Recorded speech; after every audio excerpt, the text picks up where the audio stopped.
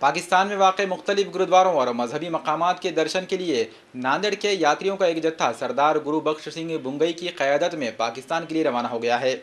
सरदार गुरु बख्श सिंह पिछले कई बरसों से मुल्क व बैरून मुल्क पाकिस्तान और बांग्लादेश में वाक़ मुख्तलिफ गुरुद्वारों और दीगर मजहबी मकामात की ज़ियारत कराते आ रहे हैं।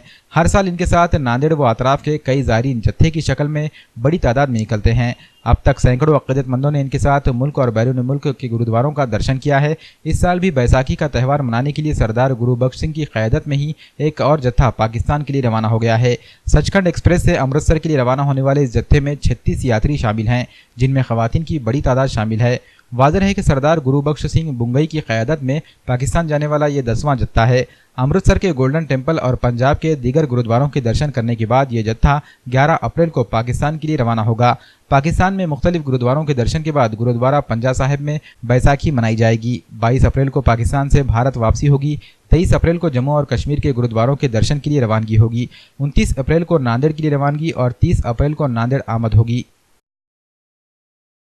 ये यात्रा सचखंड श्री हजूर साहब से तखत श्री ननकाना साहब से पंजे साहब की यात्रा, ये 10वीं यात्रा कर रहे संगत, जिसमें हैदराबाद, नांदेड़ हैदराबाद और हजूर साहब की संगत 10वीं यात्रा जारी है आज।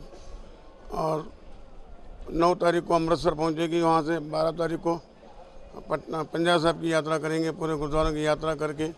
और ये यात्रा जो है जम्मू कश्मीर श्रीनगर के लिए रवाना होंगी और अपने बंदा सिंह जी बहादुर जी का स्थान दिखाया जाएगा।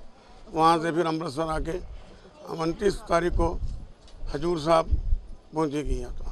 और उसके बाद 2019 में गुरु नानक देव जी का 550 साला जन्मदिन आ रहा है। उसमें ज़्यादा से ज़्यादा संगत जाने की इच्छुक है। वो अगस्त के महीने तक हमारे पास पासपोर्ट दे सकते हैं। वाहिगुरू जी का खालसा, श्री वाहिगुरू जी की फतेह।